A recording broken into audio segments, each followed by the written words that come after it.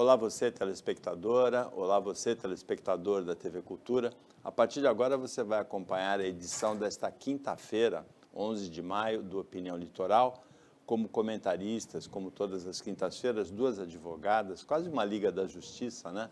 A Renata Reis, que é Procuradora-Geral da Prefeitura de Santos, a Camila Morim, e hoje a gente recebe com muito prazer aqui uma também advogada, Maíra Vieira Dias, que é ativista no combate à violência contra a mulher. O que você quer perguntar para a Maíra para começar, Renata? Boa tarde. Boa tarde Maíra, bem-vinda. Boa tarde, Camila, e a todos que estão assistindo a gente.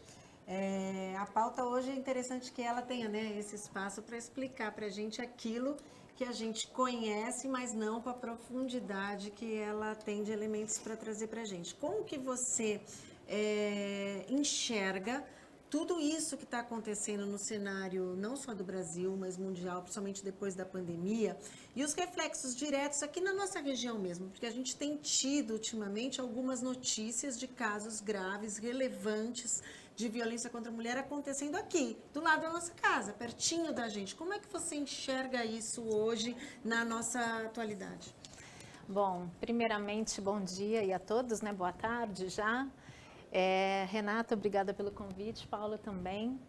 Essa questão, ela vem hoje assim numa polêmica muito grande, né, com relação a esse aumento de número de casos, ou talvez não aumento de número de casos, mas o aumento de notificação.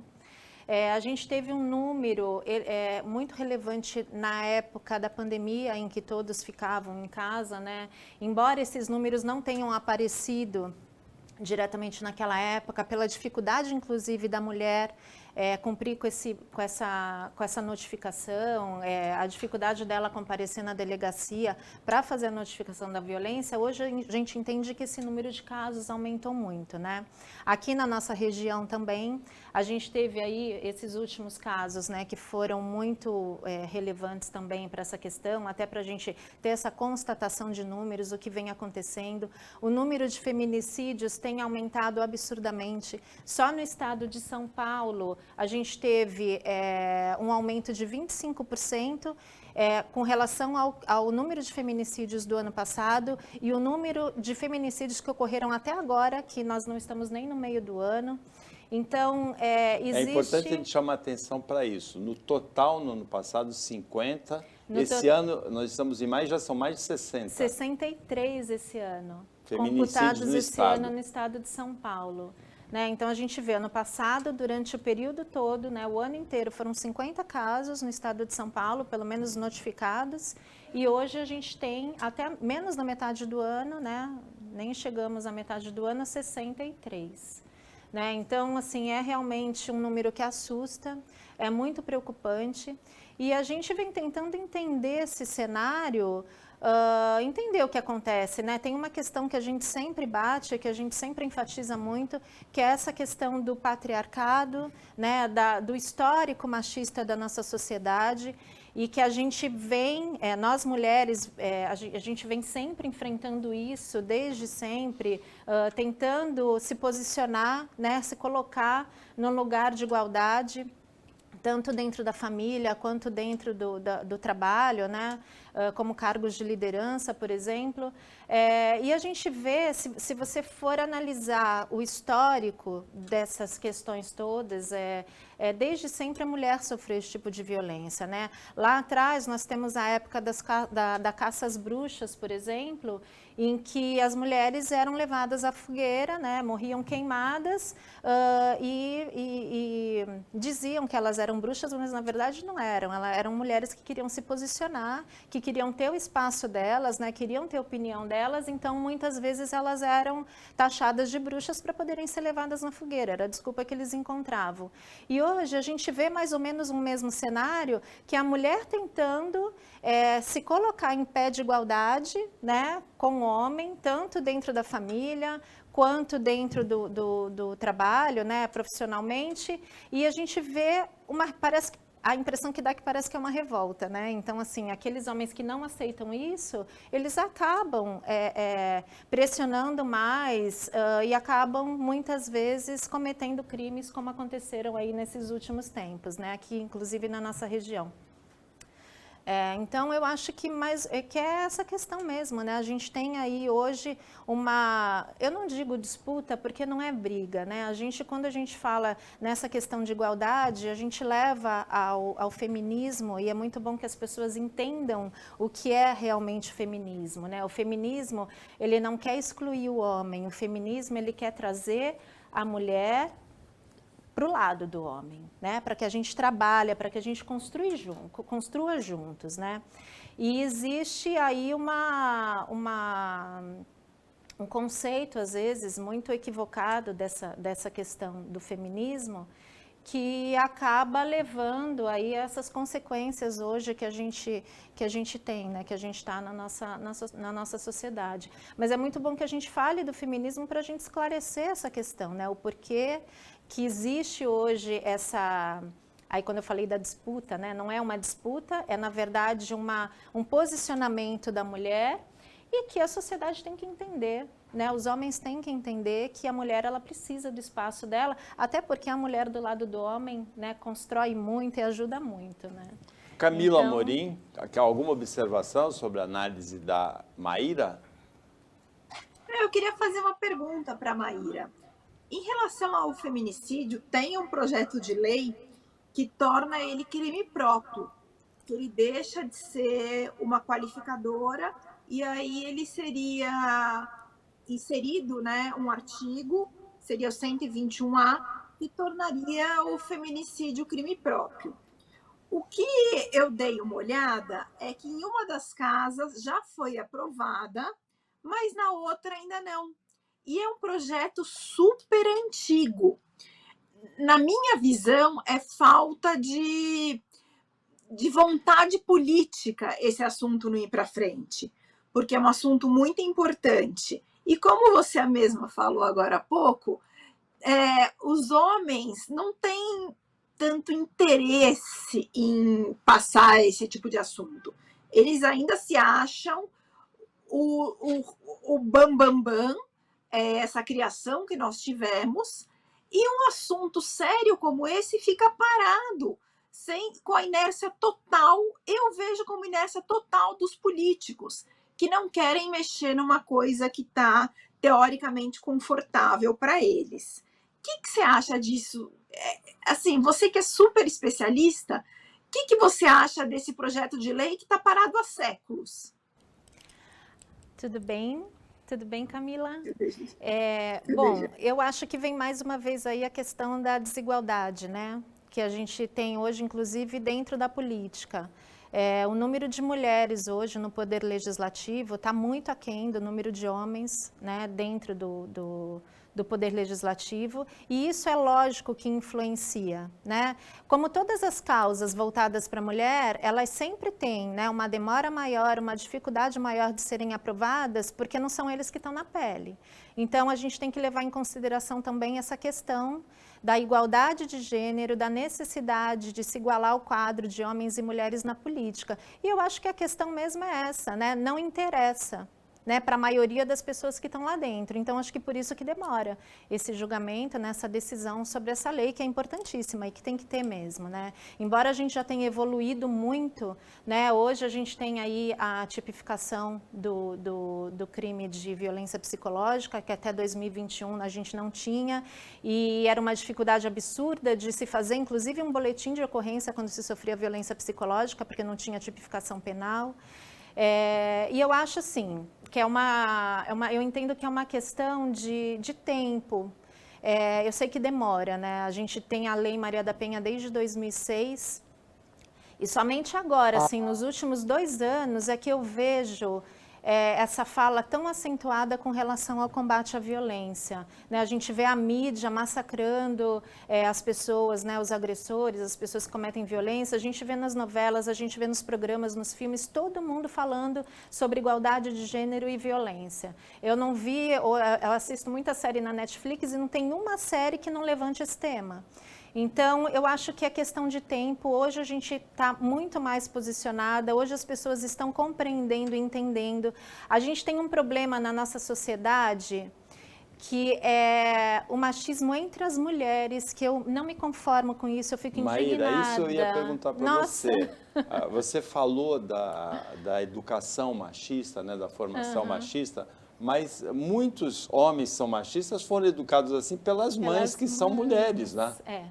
Então, a gente tem uma questão... Assim como você falou da representação política no Congresso, em que as mulheres são entre 10% e 15% dos deputados e senadores, mas a maioria das eleitoras é de mulheres, 53%, 52%, né? E não elege mulheres. Né? Eu, nessa última eleição, até onde eu pude, votei só em mulher. E em casa também. Eu falava assim, gente, pelo amor de Deus, votem em mulher. Mas é uma questão muito complicada, né? E a gente tem esse problema na nossa sociedade, eu acredito que não seja só aqui no Brasil, porque, afinal de contas, a violência contra a mulher, ela está no mundo todo, né? Foi reconhecido, inclusive, pela ONU como uma endemia. E a gente tem esse problema sério das mulheres, que muitas vezes não aceitam essa igualdade. Às vezes eu estou em roda de mulheres conversando, eu tento dar uma ignorada, porque eu falei, se eu bater de frente e tiver que discutir com todo mundo, não dá, né? Mas assim, eu vejo, quem foi a pessoa que queimou o sutiã? Eu falei, gente, não é questão de queimar ou não queimar sutiã, é questão que a gente precisa disso hoje, né? A nossa vida mudou. Se você me permite, a gente teve uma oportunidade, Paulo, que a gente conversou aqui sobre esse assunto e a gente fala muito disso, do machismo entre as mulheres. E eu contei aqui um episódio, você está falando agora das rodas, que a gente conversa, isso tudo está muito mais intrínseco no ambiente familiar, das pessoas que a gente conhece, a gente se ilude, a gente finge. Quando eu falo a gente finge, nós, sociedade, eu não estou falando necessariamente de mim ou dela. Nós como sociedade, a gente finge que não está vendo do nosso lado, mas a gente sabe de inúmeros casos em que essas coisas acontecem diariamente e muitas mulheres escondem por vergonha, por falta de condições, de repente, de tomar alguma atitude e também por conta desse machismo que está intrínseco na sociedade, inclusive entre as mulheres. Quando houve o episódio da procuradora lá de registro, né, que foi espancada pelo colega, eu comentei aqui com o Paulo que eu fui num evento só de mulheres, num grupo só de mulheres aqui da nossa região, e quando esse assunto estava muito em voga, tinha acabado de acontecer, todas as encontravam comigo, elas falavam, Renata, lembrei de você por causa desse episódio, não sei o quê. E foi levantado por uma moça que eu respeito, inclusive, muito, gosto, mas ela falou assim para mim, mas você ouviu? Parece que ela tinha um caso com ele. Como se isso, de alguma forma, justificasse ela apanhar daquela forma no trabalho. Então, assim, isso que permeia a nossa sociedade. E não era verdade, né? Não era, e ainda que fosse, o que eu estou tentando colocar é como as mulheres ainda se comportam, não difere muito olha, foi estuprada, mas ela estava de shorts, a roupa que ela estava. Olha, você Agora, sabe... a Renata tocou num ponto também que seria legal de você comentar, porque foram duas agressões que chocaram o país. Essa do procurador Demétrio Macedo, pela covardia, pela brutalidade em registro, e a outra daquele herdeiro ou empresário de São Paulo, Thiago Brenan, que ficou numa academia de ginástica. Que agora veio para o Brasil, né? Foi extraditado finalmente. Foi extraditado, está preso. Foram duas agressões que chocaram o país. Isso é muito comum, porque essas duas foram filmadas, eram pessoas assim que tinham uma posição e viraram cases assim no noticiário. Isso aí é muito comum, esse tipo de agressão brutal, assim, dessa maneira? Hoje está se intensificando muito, né? Eu, graças a Deus, eu nunca presenciei, mas para a gente ver na mídia é porque existe. E o que está na mídia não é tudo que acontece, né? Então, são poucos casos que vão parar na mídia. Então, eu entendo que o número hoje é alarmante. A falta de respeito, a falta de tolerância, né? E essa questão do eu posso mais porque eu sou homem... tá complicando a situação, né, da mulher porque eu falo assim, quando uma mulher ela sofre violência, não é só a mulher que sofre violência, é a sociedade inteira. Quando uma mulher morre por ser mulher, né, quando ocorre um feminicídio, ela morrer pelo simples fato dela ser mulher, não é só a vida dela que foi influenciada, é a vida de um contexto familiar inteiro. A gente vê as consequências disso nos filhos, né, dessas mulheres, né, esses órfãos que ficam aí, né, sem saber nem com quem vão morar, porque como é que vão morar com o pai que matou a mãe? Não existe isso. A gente tem o sofrimento inteiro de uma família e das pessoas que estão em volta, né? Por exemplo, esse caso daqui de Santos que chocou, né, do advogado, eu não me recordo o nome, também acho que nem tem necessidade de falar, mas essa mulher de 27 anos, uma menina que tá, menina, eu falo menina porque eu quando tinha 27 anos era muito jovem, né? Então, assim, imagina, ela não era nem da cidade, imagina as consequências para a família dela disso tudo, né? E o que gerou para a família dele também, porque entristece saber que ele tem uma mãe, que ele tem um pai e que o pai e a mãe têm que ver ele passar por uma situação dessa, né? Presenciar isso. Então, acho que fica aí também essa questão para a gente levantar da questão da educação, né? Tem uma mudança de comportamento que tinha uma frase antiga que dizia assim, em briga de marido e mulher, ninguém mete a colher. Hoje isso virou, as pessoas se interferem, o celular é uma arma poderosa, no caso do Thiago Brenan, no caso do Demétrio Macedo, as agressões do celular, foi muito importante a gravação em vídeo. Aí, no próximo bloco, a Maíra fala sobre essa mudança de comportamento. É real essa mudança de mentalidade? Hoje, quando um homem comete violência contra a mulher, o vizinho, quem está próximo, se mete na situação? Depois do intervalo.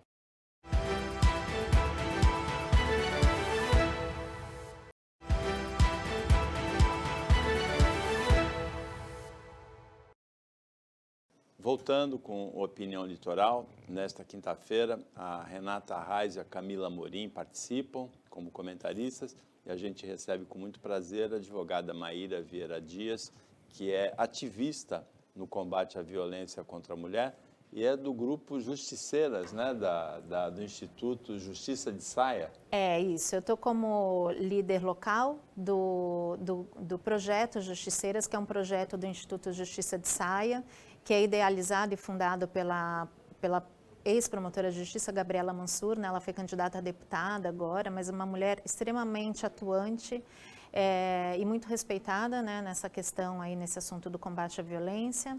E eu faço parte também do Grupo Mulheres do Brasil. Eu estou como líder do Comitê de Combate lá em São Paulo, que foi o primeiro núcleo, né, fundado, e foi onde eu comecei a minha atuação no ativismo mesmo. Maíra, e a questão do briga de marido e mulher, ninguém mete a colher, mudou isso? A gente vê hoje que as pessoas elas estão mais conscientes, né, do papel dela como indivíduo, né, na sociedade, como ser humano na sociedade, porque eu sempre digo que essa questão da mulher do feminismo não é mimimi, é uma questão de direitos humanos, né, garantir os direitos humanos das mulheres que está lá previsto na Constituição Federal. Né? E hoje parece que as pessoas estão tendo um pouquinho mais de consciência, mas não muito lá atrás a gente teve um caso que foi emblemático aqui no nosso país, que foi o caso da Elaine Caparrós, lá no Rio de Janeiro, que ela recebeu uma pessoa que ela conhecia pela internet, pelas redes sociais há muito tempo, ela recebeu essa pessoa na casa dela e essa pessoa colocou um remedinho lá na bebida dela e ela acordou no meio de socos e, enfim, quando conseguiram, quando perceberam que o negócio estava muito grave, foi 4 horas depois. Então, ela estava já, assim, num estado deplorável mesmo de saúde, né? Ela teve perfuração na pleura, ela ficou com o rosto completamente deformado, teve que passar por cirurgias. Enfim, a gente tem outros casos, né? Porque ainda tem muita gente que acredita que não, eu não vou me meter, a não ser que fique muito grave, né? As pessoas falam. E hoje a gente tem um canal de comunicação muito bom, que é o 180, em que você pode denunciar. Ainda que não tenha a violência física, mas se você percebe que tem uma situação estranha ocorrendo, por exemplo, na casa do teu vizinho, você pode ligar para o 180 que vai ter uma investigação. Né? E é um canal de atuação muito efetiva e realmente eu tenho visto resultados, né? Só para deixar aqui marcadinho, quando a violência for grave, por exemplo, chegou ao extremo, emergência, é 190 que liga, tá, gente? Não é 180, não. Quando é extremo... 180 em que situações? O 80 é para você fazer denúncias de casos assim que possam ter uma investigação ainda, para fazer denúncias, inclusive, de reclamação de atendimento nos órgãos. E o 190 seria na situação de emergência, que é a polícia, né? A violência está acontecendo. Está acontecendo. Isso. Camila? Não, eu fico cada vez mais impressionada com a gente quando a gente fala desse assunto, porque já é uma coisa que a gente fala há anos, e parece que nada muda. O que eu acho que nos últimos anos vem acontecendo é que a mídia tem tratado desse assunto muito mais. Não sei se todo mundo lembra de uma novela da Globo que o Danny Stubart batia com uma raquete na outra atriz. Para mim foi uma das cenas mais pesadas de criança que eu vi. Então eu acho que assim, a mídia precisa falar desse assunto. É um assunto pesado, é um assunto ruim, mas nós temos essa obrigação. Nós temos que falar nomes, temos que identificar quem deixa de ser, porque eu acho que só assim as mulheres vão ficar mais atentas aos sinais, porque muitos sinais são quase imperceptíveis. A violência psicológica, você não vai percebendo, você só percebe quando a coisa já está muito feia. Então, é muito importante falar sobre esses pequenos sinais, dar dicas de, observa assim, observa assado, porque muitas vezes só assusta quando vira um crime pesado, quando tem uma surra que quebra tudo, ou quando tem esses casos de morte. E vale lembrar também que os síndicos dos prédios são obrigados a avisar, a chamar polícia, a chamar quem for em caso de suspeitas de violência doméstica. Então, passou a ser uma obrigação legal do síndico também ficar atento a esse tipo de conduta nos prédios. O síndico até pode dizer que não percebeu, mas se ele for alertado por outro morador, ele não vai poder dizer que não percebeu, né? Mas você sabe que tem uma falha muito grande nessa lei, né? Ela obriga o síndico, mas ela não aplica pena nenhuma caso ele descumpra.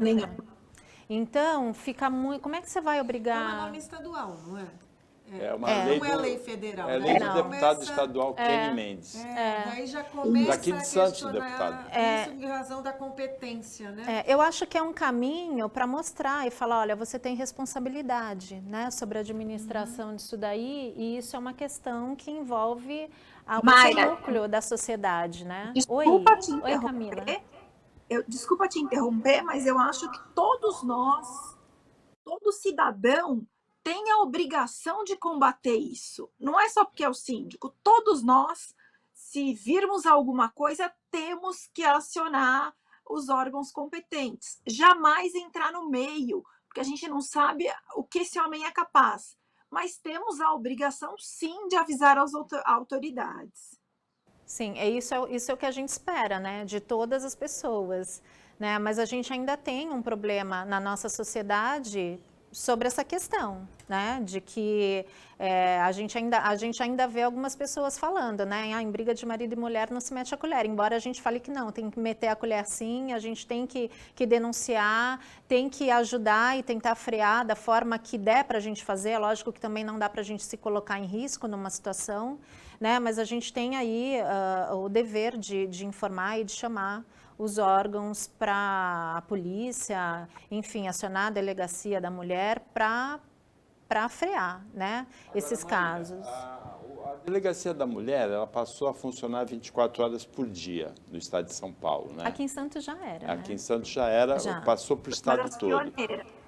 Falta ainda um abrigo para a mulher que foi vítima de violência. E outra coisa, medida protetiva funciona? Porque eu lembro de um caso que aconteceu ali na Rua da Paz, perto da Minas Gerais, uma funcionária daquela padaria Carícia, ela foi morta a facadas quando chegava no emprego e ela tinha medida protetiva contra o ex-marido, mas não adiantou, né? A gente tem a medida protetiva, não dá nem para falar que ela não funciona, gente, porque lógico que não funciona em todos os casos. Tem um poder mais de coação. De coação, né? De amedrontar o agressor para que ele não repita aquele episódio, né? Mas existem casos que não vai conseguir frear. Aqui em Santos a gente tem acho que é a patrulha, alguma coisa da Maria da Penha, né, que é relacionada à guarda municipal. Exatamente. E que quando existe a entrada daquela pessoa lá no CREA, no CRAS, essa parte aí da política pública, quando eu vou conversar, eu converso muito com a Diná para ela me explicar, porque Exatamente. Eu ainda tenho uma dificuldade de entender como é que funciona aqui. Guardiã Maria da Penha, né? Isso, Guardiã Maria da Penha.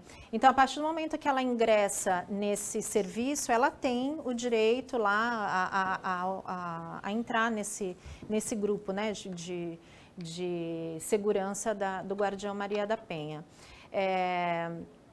Mas a gente sabe que, antes de você falar da medida protetiva, você citou alguma outra coisa. A delegacia de mulher funcionando 24 horas, mas se tem abrigo para a mulher que foi vítima de violência, não é todo lugar que tem um abrigo, né? Não tem. A gente tem uma dificuldade muito grande com relação a isso. A gente tem uma deficiência muito grande ainda nas delegacias, inclusive aqui em Santos. Eu já peguei, assim, erros muito sérios que não deveriam ocorrer dentro da delegacia, por exemplo, até na formulação de um boletim de ocorrência, na elaboração de um boletim de ocorrência, em que a gente tem que ir lá conversar com a delegada, pedir para a delegada mudar, mostrar que realmente aquilo lá é violência doméstica e não é uma simples injúria, é violência psicológica. Então, assim, a gente tem problemas sérios ainda no nosso sistema, né? Quando às vezes a gente escuta algumas pessoas falando, a Lei Maria da Penha não serve para nada. Gente, a Lei Maria da Penha é considerada uma das 3 melhores leis ligadas a esse tema, né? No mundo inteiro.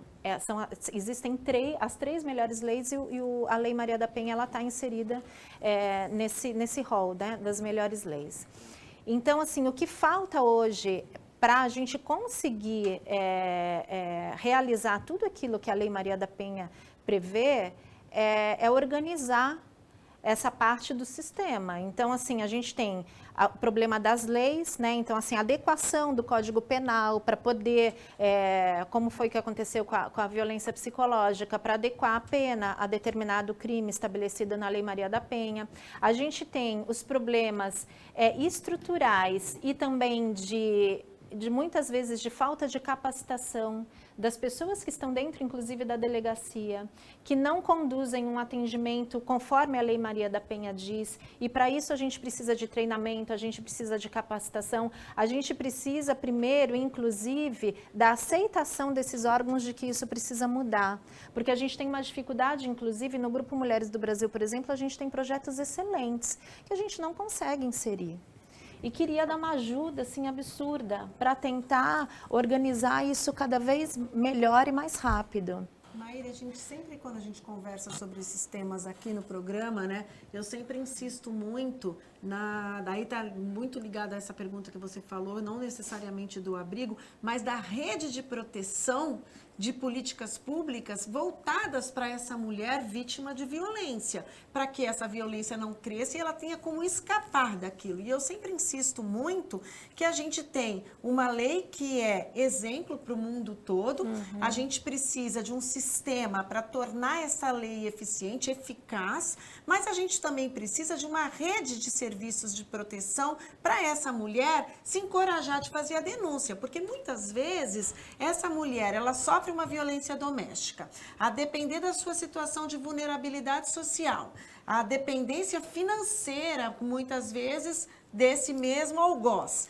Então, ela se dirige a uma delegacia da mulher, ainda que ela receba o tratamento adequado, essa mulher não pode voltar para casa depois de uma denúncia. Isso tudo faz parte dos mecanismos necessários para que essa mulher se encoraje, porque é muito difícil para essa mulher fazer uma denúncia, achar que o marido vai ficar com medo e ela vai voltar para casa daquela pessoa que a ameaça, daquela pessoa que pratica violência contra ela. Então, é toda uma rede de proteção que a gente precisa trabalhar muito, e a gente fala muito isso na Secretaria da Mulher, na Prefeitura de Santos, dessa rede de proteção, que são os serviços de saúde, de assistência social, todos esses serviços voltados à mulher, para que ela se encoraje a fazer a denúncia e que também seja protegida depois de fazê-lo. Sim. E muitas mulheres, elas acabam evitando ir, né, por medo, né, pela falta de segurança que elas têm dentro da própria delegacia, né? A falta de segurança que eu digo assim, será que meu processo vai adiante? Uhum. Será que eu vou ter mesmo respaldo da lei, das pessoas que estão atuando aqui? Você falou que falta treinamento? Capacitação. Total. Para fazer um atendimento de acordo com a lei? Eu atendo no meu escritório vítimas de violências. E quantas não chegam lá, falam, olha, eu não consegui fazer o boletim de ocorrência. Olha, teve um caso aqui em Santos, não foi na delegacia da mulher, foi em uma outra delegacia, não vou citar. Mas assim, chegou a falar assim, olha, eu fui atendida lá pelo... Eu vou usar as palavras dela. Atender, né? Eu fui atendida pelo moço e ele falou que era melhor eu voltar para casa, porque como eu não tinha outro lugar para ir, se eu fizesse o boletim de ocorrência, era ainda capaz do meu marido me bater mais.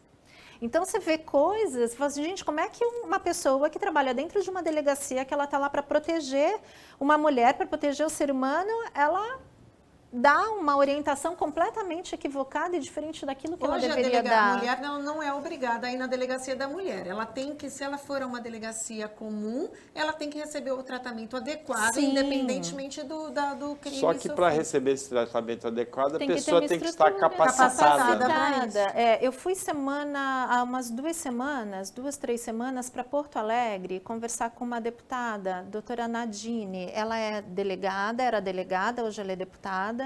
E ela criou um projeto lá no Rio Grande do Sul, chama Sala Margarida. Hoje, o custo para se estruturar uma delegacia da mulher é muito alto. Então, existe uma dificuldade do Estado com relação a isso, né? De manter, de estruturar uma delegacia da mulher e manter os seus funcionários, enfim. E ela criou esse projeto em que são salas dentro da própria delegacia, estruturada para atender a mulher, inclusive com os filhos. Então, tem um ambiente para a criança ficar, é uma sala muito aconchegante, muito acolhedora, e que os profissionais daquela delegacia, alguns profissionais daquela delegacia que vão servir para atender esse tipo de procedimento, eles passam por capacitação. Existe um curso EAD em que a própria delegada da região dá esse curso para esses profissionais para poder fazer a capacitação dele. Então, imagina se a gente consegue desenvolver isso, né? O custo para o Estado fica muito mais baixo e a gente consegue dar um atendimento eficaz para a mulher vítima de violência. Opinião Litoral volta depois do intervalo bem rapidinho, fica com a gente.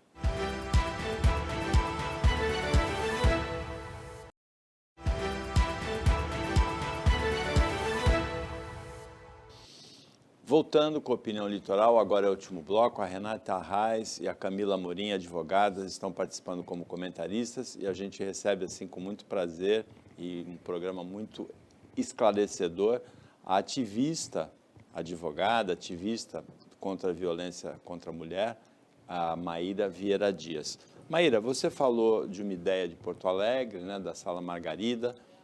A Renata perguntou da necessidade de políticas públicas.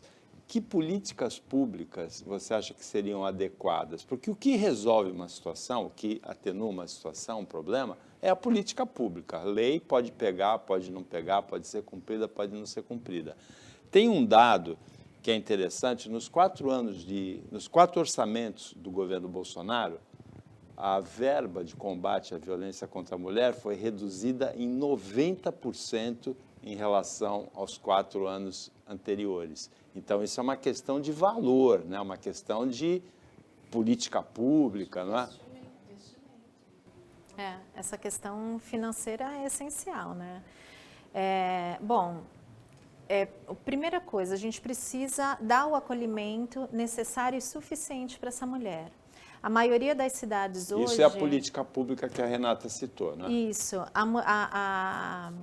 A maioria das cidades hoje do nosso país, principalmente cidades pequenas e do interior, e não só cidades pequenas do interior, a maioria mesmo, na maior parte das vezes, só nas capitais que a gente vê casa-abrigo para as mulheres, né? Hoje a gente tem, na maioria das cidades, abrigo, mas não é um abrigo específico para mulher vítima de violência. É um abrigo que vai abrigar a mulher de rua, pessoas em drogação. Sim, então como é que você vai colocar uma mulher com uma família, muitas vezes com filho, num lugar que assim que vai desestruturar mais ainda, né, a vida daquela mulher e a vida daquela família, daqueles filhos. Então, primeira coisa, a gente precisa de verba, porque sem dinheiro não se faz nada. A gente tem aí vários grupos assim maravilhosos que trabalham e que ajudam, são pessoas que trabalham voluntariamente. Mas a Casa das Anas, ela também não é específica só para atendimento de mulher vítima de violência. Até onde eu sei, não. Eu posso estar equivocada. Tá? Depois a gente até pergunta para a Diná como é que funciona. Mas eu acho que ela não é só específica só para atendimento de mulheres vítimas de violência. Então, a gente tem várias questões e começando daí. A gente precisa dar abrigo. Uma das causas que a mulher não rompe o ciclo de violência é a falta de condição financeira, né? A dependência financeira do seu algoz, do seu agressor. Né? Muitos deles, durante esse processo aí de violência psicológica, eles levam a autoestima da mulher lá embaixo, né? Ela fica sem condição, inclusive, de trabalhar muitas vezes. Você citou um caso de uma mulher que o marido tirou até o computador por onde ela dava aula. Ela dava aula de inglês online e ele tirou o computador dela e ela já não aguentava mais sofrer violência. E ela acabou rompendo o ciclo com muita coragem e foi necessário a gente fazer, inclusive, uma vaquinha para ajudá-la a pagar o primeiro aluguel, conseguir pagar o primeiro aluguel, conseguir uma doação de um computador para que ela voltasse a trabalhar, cesta básica para alimentar e sustentar os filhos, porque ela tem 3 filhos pequenos e ela não queria que os filhos fossem morar com o pai, principalmente por causa do temperamento agressivo dele. Então, assim, existe uma dificuldade muito grande nessa questão. E eu entendo que isso é uma responsabilidade não só do Estado, é uma responsabilidade que cabe a todo mundo, sabe? Assim, as empresas trabalharem essa questão da violência, da igualdade dentro das empresas. A gente hoje não tem uma lei de incentivo fiscal para esses casos de violência, né, para projetos voltados para esse caso de violência. A gente vê incentivo fiscal para a cultura, para a educação, não que seja ruim, muito bom, para a cultura, para a educação, para a criança e adolescente, para o idoso, enfim, tem incentivo fiscal para tudo. Mas essa causa que é uma causa tão séria, tão grave e tão urgente no nosso país, a gente não tem uma lei de incentivo fiscal, seja municipal, estadual ou federal. Sabe um dado interessante? A nova lei de licitações, que entrou em vigor agora em abril, foi prorrogada um pouco a vacatio legis dela até o final do ano, ela tem uma previsão específica para regulamentar a contratação de empresas que estimulem a contratação de mulheres vítimas de violência, população LGBTQIA+, e todas as outras igualdades de gênero. Então, nós, inclusive, ontem conversei com uma pessoa da prefeitura a respeito disso, para a gente regulamentar aqui em Santos, porque depende de decreto de cada município regulamentando isso, e a gente começar a aplicar, tão logo a gente começa a aplicar a lei nova nas nossas licitações. Aí seria para contratação. Agora, Renata, você sabe como andam as verbas municipais aqui em Santos de combate à violência contra a mulher? Porque o que a gente citou foi que no governo Bolsonaro, nos 4 orçamentos feitos pelo governo Bolsonaro, que é importante isso, não são os 4 anos do Bolsonaro.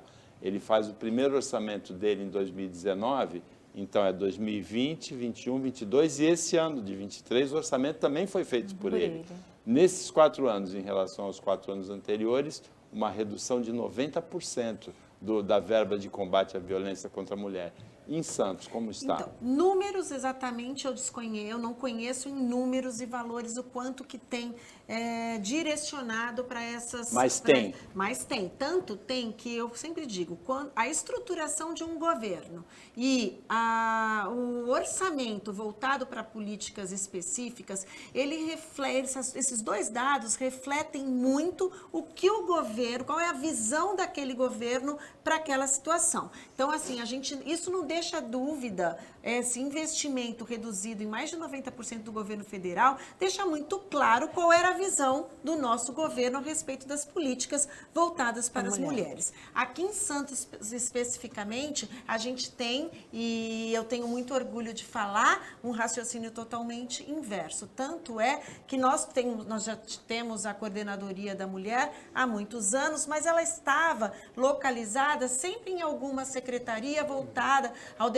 dentro do Departamento de Cidadania, de Direitos Humanos, mas sem uma secretaria específica. Hoje, com a criação já há quase 2 anos da Secretaria da Mulher e Direitos Humanos, a gente tem realmente um olhar mais direcionado para as políticas voltadas para a mulher. Existe o projeto junto ao governo do estado para a construção, para fazer, aqui já está em andamento a Casa da Mulher, com uma série de serviços, porque é isso que eu falo, é a rede de proteção, a rede de acolhimento. A gente pensa na denúncia e a gente logo em seguida tem que pensar no abrigo, no local adequado para receber essa mulher. E quando ela está no local adequado, o que mais? Ela vai ficar lá para sempre com a sua família? Não, ela precisa ser capacitada para o mercado de trabalho. Então, é realmente uma continuidade. E aí a lei de licitações estimulando a contratação. Quando a lei de licitações estimula que você contrate, privilegie na contratação com o poder público de empresas que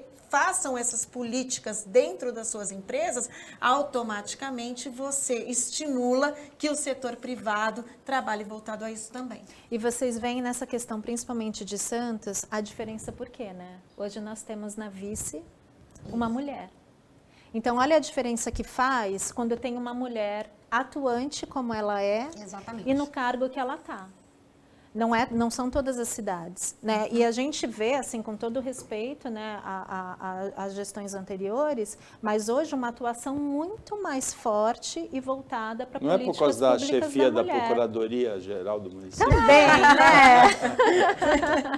Também, lógico. Na verdade, a gente tem, né? Eu sempre falo, um trabalho bem conjunto a gente precisa alguém querer fazer. Não adianta tentar fazer as coisas bem no papel se não tiver alguém realmente que queira fazer na prática. E se não tiver uma mulher para coordenar isso, porque as coisas mudam, né, gente? Camila?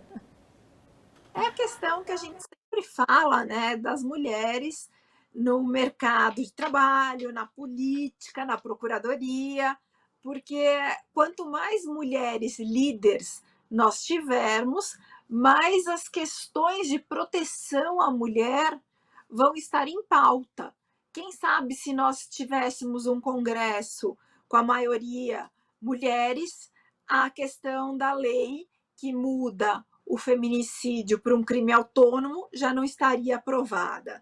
E em relação à medida protetiva, Paulo, que você falou agora há pouco, que a Maíra também falou que acha que constrange o agressor, eu tenho uma opinião muito diferente. Eu acho que os agressores não se intimidam, porque eles não se intimidam nem quando as mulheres vão para a delegacia e depois são obrigadas a voltar para casa, elas tomam outra surra. Ou quando quebra alguma coisa porque eles agrediram, vai para o hospital e eles ainda se fazem de bonzinhos.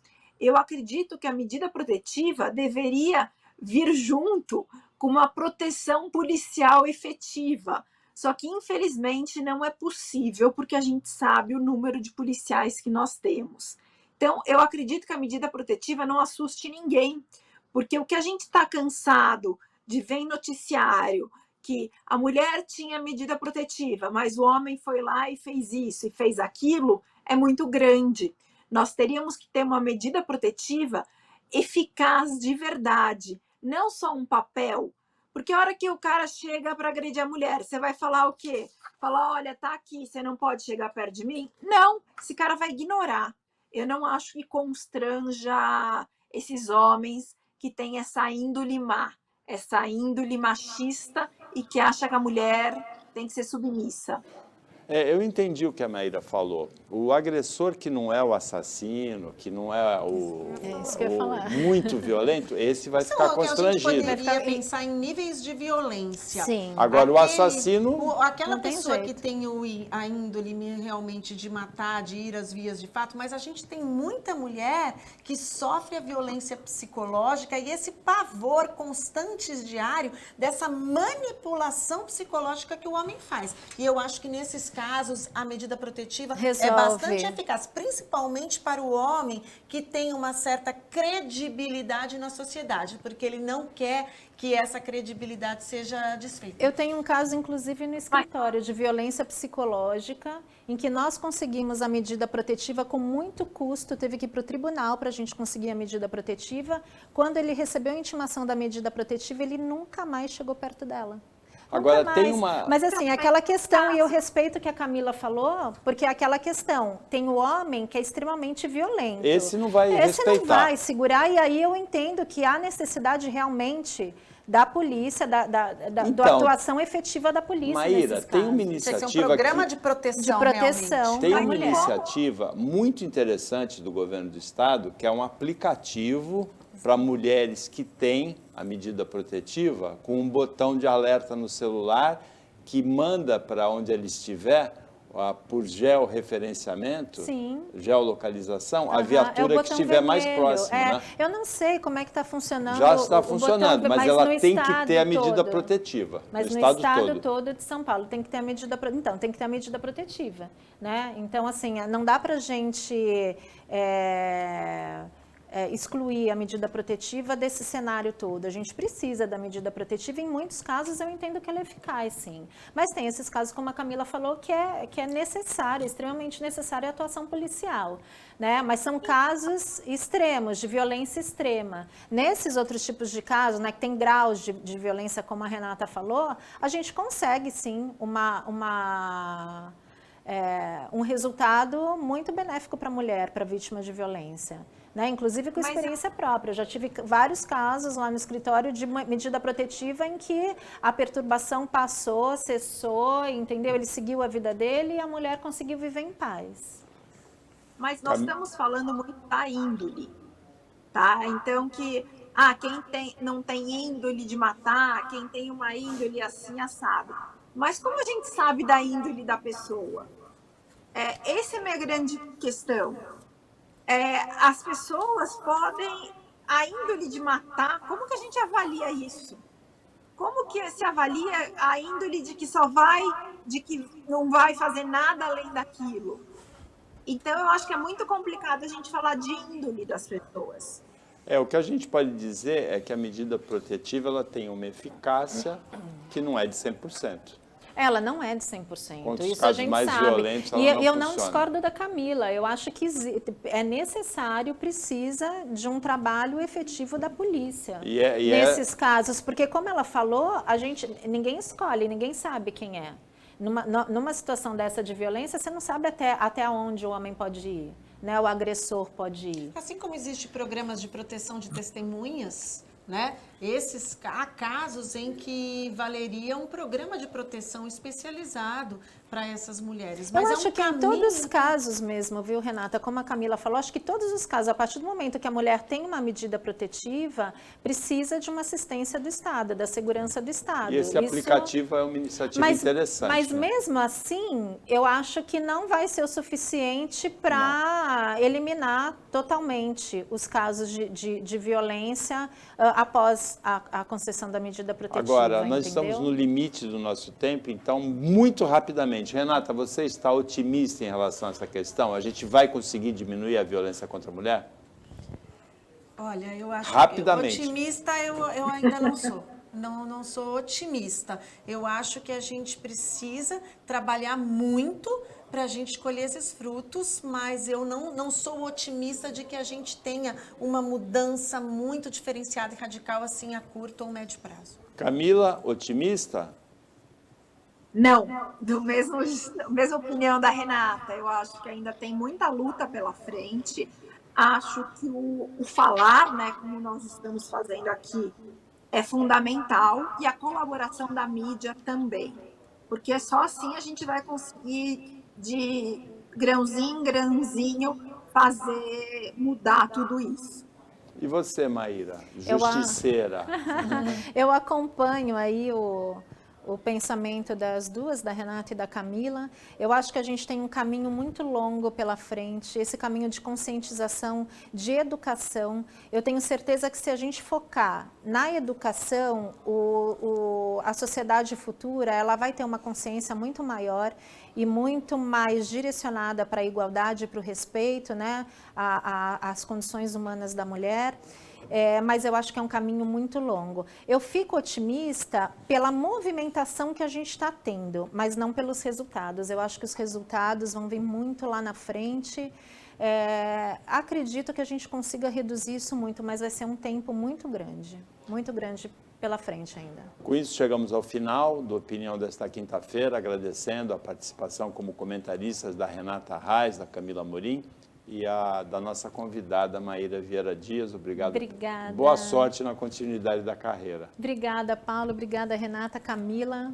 Tá, foi um prazer aí participar com vocês desse programa. Espero que a gente esteja junto mais vezes também, tá bom? A gente agradece também o trabalho da equipe técnica e de jornalismo do Sistema Costa Norte e agradece a você que acompanhou a gente mais essa edição. Você, telespectadora, você, telespectador. Até amanhã, nesse mesmo horário de 15 para 1 ou pouco depois da meia-noite na reapresentação.